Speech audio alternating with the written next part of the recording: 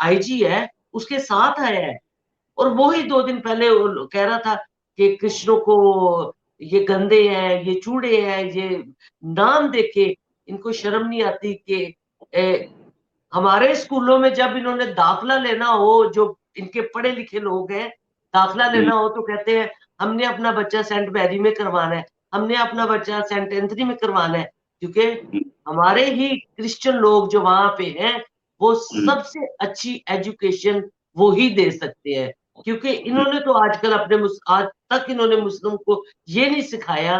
वैसे तो कहते हैं कि जी जब तक हम हजरत ईसा को नहीं मानते हम प्रॉपर मुस्लिम नहीं है, लेकिन हजरत ईसा के लोगों को अगर इस तरह की ट्रीटमेंट मिलेगी तो ये फिर किसी भी मजहब को नहीं मानते।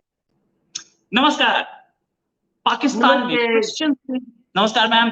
पाकिस्तान में क्रिश्चियंस पे हो रहे हमले और इन हमलों के पीछे कौन है, इस पर बात करने के लिए हमारे साथ अनिला गुलजार जी हैं, जो कि प्रेसिडेंट हैं justice for minorities in Pakistan, UK based ये एनजीओ है। और ये यूके में बैठ के पाकिस्तान में जो माइनॉरिटीज हैं, क्रिश्चियंस, हिंदू, सिख्स, इनके लिए काम करती हैं। बहुत बहुत बहुत बहुत स्वागत अनिला मैम आपका हमारे साथ।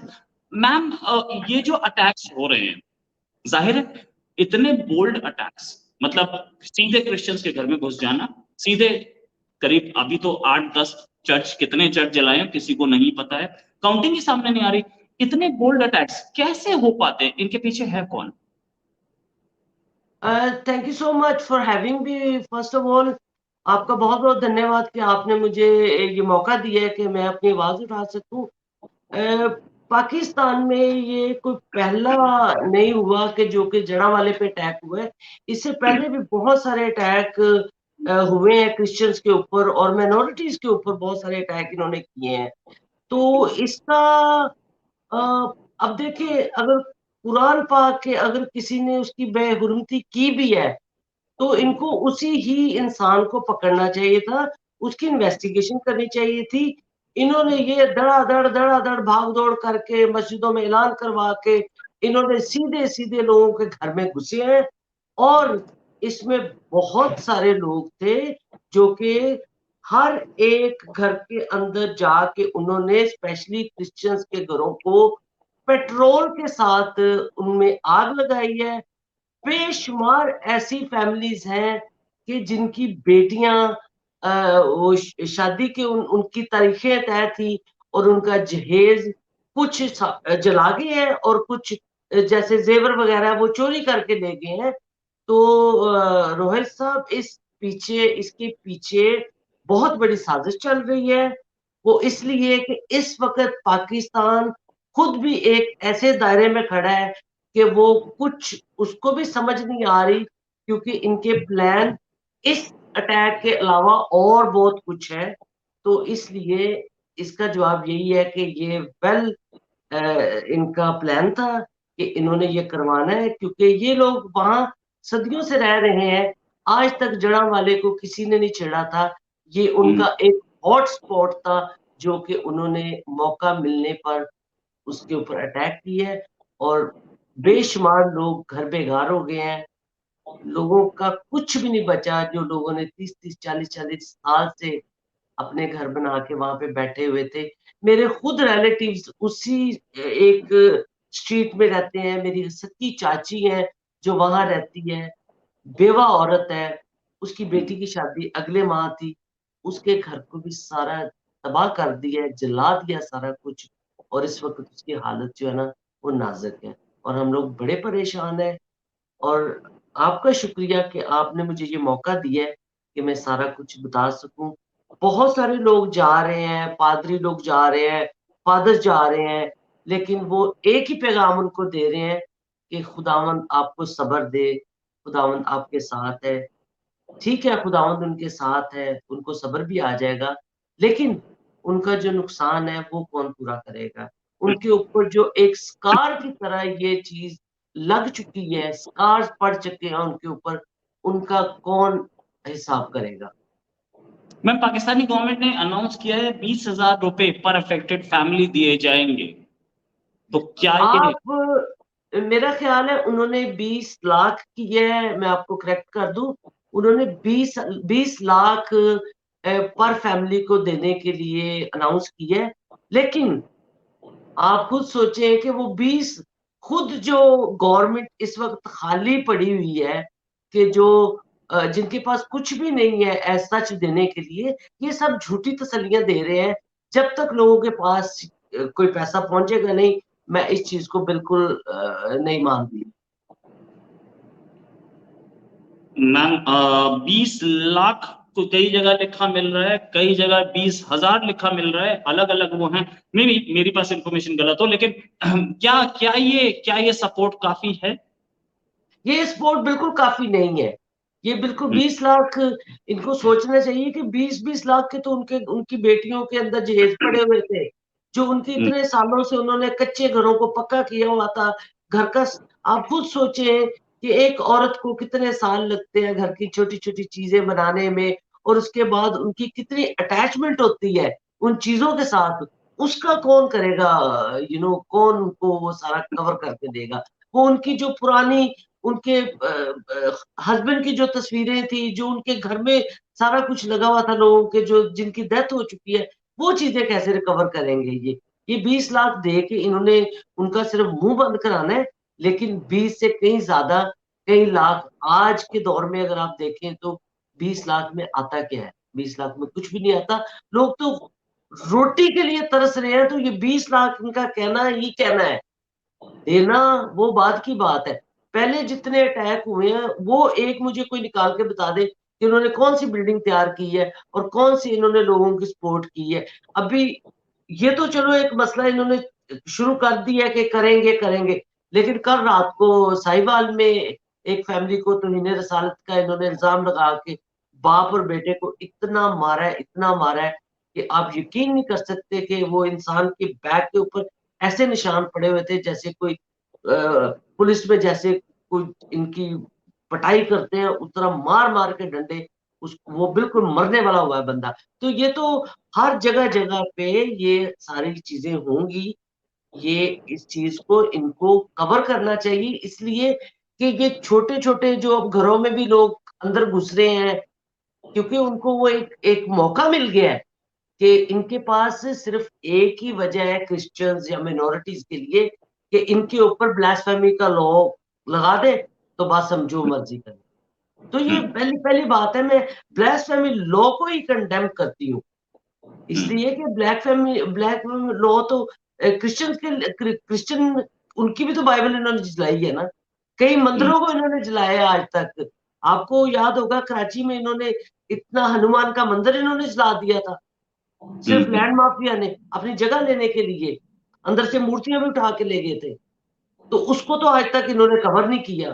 तो अब ये जो भी सिनेरियो इस वक़्त चल रहा है, this is all a game and they are playing game with minorities जो कि सबको सब मीडिया वालों को हकीकत बतानी चाहिए कि हकीकत में वजह क्या है। Right ma'am. मैम एक चीज और थी कि क्या गवर्नमेंट इनको रोक क्यों नहीं पाती इन अटैक्स को? अटैक्स होते रहते हैं, हर बार कंडेम किया जाता है, हर बार सारी गवर्नमेंट्स बोलती हैं कि बहुत गलत हो रहा है, इसको रोका जाना चाहिए, लेकिन फिर अटैक हो जाते हैं। इसको रोकने की देखिए विल जी, पावर नहीं गवर्नमेंट के पास। ये जब तक गवर्नमेंट पास नहीं ना करती, ये छोटे-छोटे अटैक्स उस वक़्त कोई भी नहीं निकलता बाहर। ये गवर्नमेंट के अपने ही किए हुए हैं। ये खुद ही करते हैं और फिर खुद ही कवर करते हैं उसको। क्योंकि इन्होंने ध्यान उठाना होता है ना कि वो जो आजकल चल रहा है पाकिस्तान में वो तो आपसे भी कुछ नहीं छुपा हुआ। तो ये राइट। एक इनका अपना ही करना धरना है। ये लोगों को उकसाते हैं कि आपने ये करना है। अब देखिए एक पॉइंटेड जगह उन्होंने जहाँ पे सबसे ज़्यादा इतनी गुर्बत है जड़ावाला में कि देखिए उन्होंने एरिया कौन-सा चूज़ किया है कि जहाँ पे क्रिश्चियनों को जाके आप इस तरह करना शुरू कर दें, तमाम चर्चेज़ को गिराना शुरू कर दें, तो फ़िक्र ना करें हम आपके साथ ही होंगे। तो देख लें कोई पुलिस वाले एक एक आप एक मुल्ला देखिए उसके अंदर जो हमारा लाहौर का आईजी है, उसके साथ आया है और वो ही 2 दिन पहले वो कह रहा था कि कृष्णों को ये गंदे हैं, ये चूड़े हैं, ये नाम देके इनको शर्म नहीं आती कि हमारे स्कूलों में जब इन्होंने दाखिला लेना हो, जो इनके पढ़े-लिखे लोग हैं, दाखिला लेना हो तो कहते हैं, हमने अपना बच्चा सेंट मैरी में करवाना है। हमने अपना बच्चा सेंट एंथनी में करवाना है, क्योंकि हमारे ही क्रिश्चियन लोग जो वहां पे हैं वो सबसे अच्छी एजुकेशन वो ही दे सकते हैं, क्योंकि इन्होंने तो आजकल आज तक इन्होंने मुस्लिम को ये नहीं सिखाया। वैसे तो कहते हैं कि जी जब तक हम हजरत ईसा को नहीं मानते हम प्रॉपर मुस्लिम नहीं है, लेकिन हजरत ईसा के लोगों को अगर इस तरह की ट्रीटमेंट मिलेगी तो ये फिर किसी भी मजहब को नहीं मानते। राइट, इनको तो राइट, खुद सही भी नहीं बात है। पता कि इनका मजहब क्या है। इनका मजहब ना तो इनका मजहब इंसानियत है और ना इनका मजहब बीन मुस्लिम है। इनका कोई मजहब नहीं है। ये सिर्फ एक ही चीज सिखाते हैं मस्जिदों में कि आपने जिहाद करना है, और जिहाद के नाम पे जो जो कोई भी गैर मुस्लिम आपको नजर आए उसकी गर्दन काट। राइट, तो राइट। कब तक ये चलेगा? कब तक इतने चलेगा? सालों से सह रहे हैं लोग। मैम क्या इसको कहीं से साइलेंट सपोर्ट भी है, मतलब silent support in the sense के बिल्कुल, वो तो ऑब्वियस ब्यूरोक्रेसी है। से।